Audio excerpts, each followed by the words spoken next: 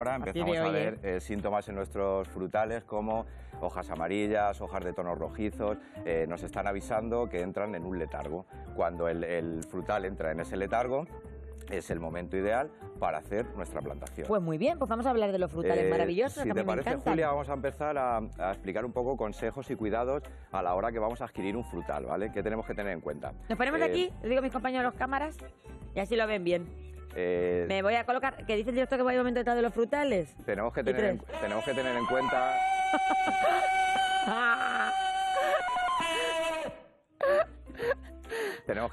una broma, ¿cómo te pareció? Sí, claro, tenemos que... Muy bien. ¿Me bechita? Sí. ¿Me bechita? Un poquito. Si te pones ahí detrás y gritas así, te veo un poquito chita. Sí, claro, claro.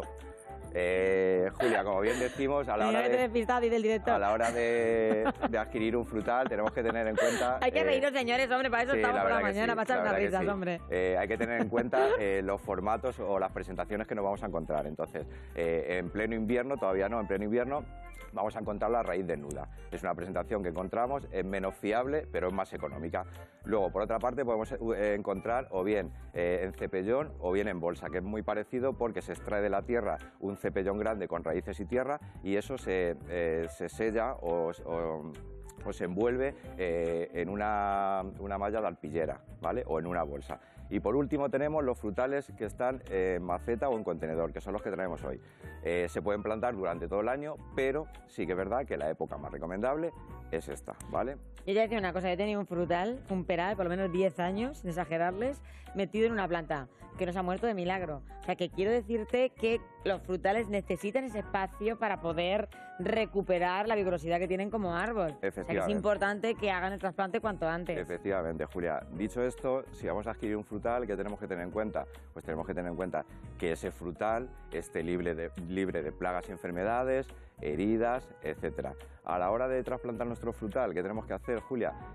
Eliminar toda la mala hierba, hacer un hoyo de plantación y aportar abonos orgánicos para que nuestro frutal tenga alimento o esté nutrido de cara al otoño-invierno. Muy bien. Época ideal también, Julia, otoño-invierno, para empezar a hacer los tratamientos preventivos o los tratamientos de invierno de los frutales de hoja caduca. Utilizamos aceite de parafina, cobre y un insecticida, ¿vale? Las tres cosas mezcladas, empezamos a hacer los tratamientos cuando nos está tirando casi toda la hoja, que es el momento, cuando nos ha tirado el 100% de la hoja y uno antes del desborre de la yema, es decir, antes del engorde de esa yema. O sea, que ponerse a fondo con los frutales, total. Sin olvidarnos, Julia, muy importante, diría que es lo más importante a la hora de adquirir el frutal. Muchas veces compramos un frutal y no sabemos si ese frutal es polinizador o no es polinizador. Entonces, pues siempre en los centros de jardinería, en este caso en Ecogarden, pidiendo información, decimos que cada variedad, si es autofértil, si es polinizador, etcétera. ¿Por qué? Porque la mayoría de los frutales, Julia, necesitan de otro árbol, de otro polen para ser polinizados. A esto lo podemos denominar un poco polinización cruzada. Hay otro tipo de frutales que son los frutales autofértiles, es decir, tienen flores hermafroditas, macho y hembra en la misma planta y son capaces de autopolinizarse en la misma planta. Por lo tanto, solo necesitamos un árbol. Sí que hay que decir o puntualizar que independientemente de que sea autofértil, el rendimiento de ese árbol va a ser mayor si tenemos especies que puedan compatibilizar ese mismo polen. Y por otra parte tenemos los frutales partenocárpicos. Los frutales partenocárpicos son aquellos que no necesitan ser polinizados, es decir, obtienen el fruto por medio de un desarrollo del óvulo, que eso puede ser o bien de forma artificial o bien de forma natural. Muy bien. Muy importante a la hora de comprar. Gonzalo, que sí me estoy enterando, porque es que tengo todos mis apuntes aquí, ¿eh? Dice el realizador que me estoy enterando. Ejemplos. O sea, que esto me lo prepara a conciencia, ¿eh? Ejemplos, por ejemplo, Julia, de frutales partenocárpicos: higueras, caquis, casi todos los cítricos, las plataneras, etcétera. Esos frutales no necesitan ser polinizados porque desarrollan el óvulo y no necesitan pie macho y pie hembra, ¿vale? Pero es que después de todo lo que está contando Ángel, espero que ustedes tengan los frutales en condiciones. A ver si luego van a coger el que no poliniza y vamos a tener un problema. Por eso muchas veces, Julia, decimos, ¿por qué nuestro frutal no nos aparece el fruto? Exacto, cuando dicen se le cae el fruto a la mitad, por eso son las preguntas que ustedes hacen todos los días. Muchas veces, Julia, porque muchas veces cogemos el frutal, nos lo llevamos, pero no sabemos si ese frutal necesita otras especies que sean compatibles con ese polen para poder polinizarlo o si nuestro frutal es autofértil, etcétera. Por eso... Hoy, por ejemplo, el que has traído, ¿eso es un manzano? Sí, mira, el caqui, por ejemplo, sería partenocárpico. Una higuera también sería partenocárpico. Y luego, dentro de las variedades, nos tendríamos que meter variedad por variedad para ver la que es autofértil y la que es polinizador. El polinizador, hay polinizadores universales, Julia. Es decir, por ejemplo, ¿cuál sería el polinizador universal? Pero que sean compatibles. Por ejemplo, la variedad de cerezo Burlaz es una variedad, es un polinizador universal. Por lo tanto, siempre tenemos que preguntar... Yo pondría un cerezo siempre en el jardín.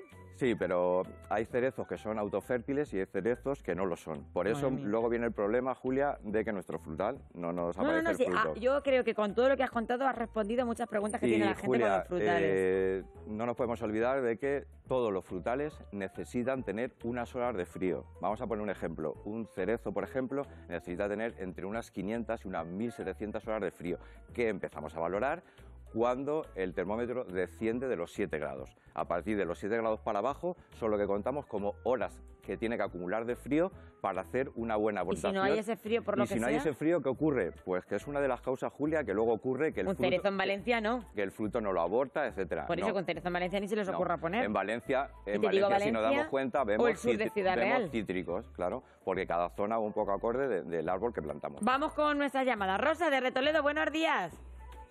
Tiene unos frutales. ¿Y qué le pasa a los frutales de Rosa?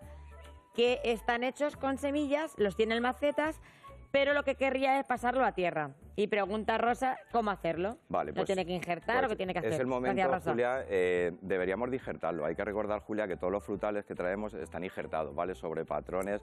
¿Y cómo se injerta? Soportan. Pues mira, los frutales, si nos damos cuenta, casi todos, mira, si nos puede enfocar la cámara, casi todos se le hace el injerto en la parte de abajo, ¿vale? Este sería el patrón y este sería el injerto, ¿vale? O sea, hay justo que hacer el injerto. Patrón y injerto. ¿Vale? A esa altura se le... ¿El patrón dónde lo compramos? El patrón se puede comprar en centros especializados donde... O sea, yo compro el patrón allí, ¿no? Sí, claro, claro.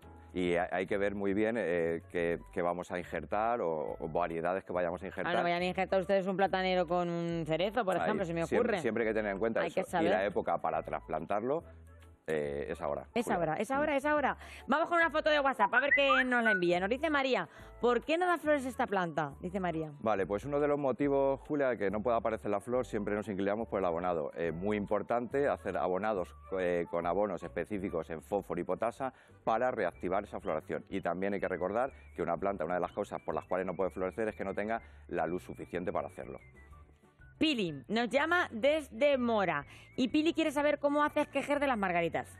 Vale, pues los esquejes de las margaritas, Julia, sí que nos vamos a esperar para hacerlos de cara a la primavera, porque vamos a tener un mejor enraizado. Igual vamos a cortar unos trozos de esquejes de tallos semileñosos de unos 8-10 centímetros, lo vamos a pasar por hormonas de enraizamiento y esas hormonas con el esqueje lo vamos a meter en una maceta no muy grande, de volumen muy grande, con turba rubia o fibra de coco. Vamos con una foto de WhatsApp, nos la envía, a ver, nuestra amiga Rocío dice, ¿qué cuidados necesita esta planta? Vale, pues ahí estamos hablando, Julia, de una aspidistra. La aspidistra necesita o estar en un porchecito fuera en la calle que no la dé el sol directo, o la podemos tener en el interior. Yo me decanto más, está más bonita fuera en la calle, en esos porchecitos que nos gustan, siempre y cuando no le dé el sol directo para que no queme las hojas. Nuestra amiga Ana María nos llama desde Torrijos. ¿Y ella qué tiene en la tierra, director? Me está diciendo, es que no un acebo, ¿verdad? Que no he entendido bien la pregunta. Un acebo tiene nuestra amiga María Rosa en tierra. ¿Las bolitas pueden servir como simiente? No. Además, Julia, hay que hacerlo por esqueje. El proceso es menos lento que lo otro y es más fiable hacer esquejes de liles o del acebo. Bueno, pues vamos a ver una foto de WhatsApp que nos envía nuestra amiga Consuelo. Dice, mi planta ha crecido mucho. ¿Es mejor trasplantar o podar? Vale, pues ahí estamos hablando de un cingonio, Julia. El cingonio lo podemos ver o bien como... No conocía yo el cingonio ese. Sí, es parecido al poto, ¿vale? Lo podemos ver o en tutor o lo podemos ver en una maceta para colgar. Ahí depende de las necesidades. Si queremos hacerlo más columnar, lo ponemos un tutor mayor, lo vamos enganchando un poco a ese tutor y hacemos una planta con un volumen mayor. Y si lo que queremos es hacer como una planta más baja, sí que la podemos podar. Vamos a ver qué nos pregunta Monse. Nos llama desde la iglesia y quiere saber cuándo tiene que podar su hortensia. Vale, pues la hortensia, Julia, siempre decimos 2 podas, una que la hacemos nada más pasar la flor para hacer florecer a la hortensia al año siguiente, y si queremos sacrificar las flores ese año y formar la planta en estructura, nos vamos a decantar más para hacer esa poda de cara a febrero, últimos de febrero, etcétera. Muy bien.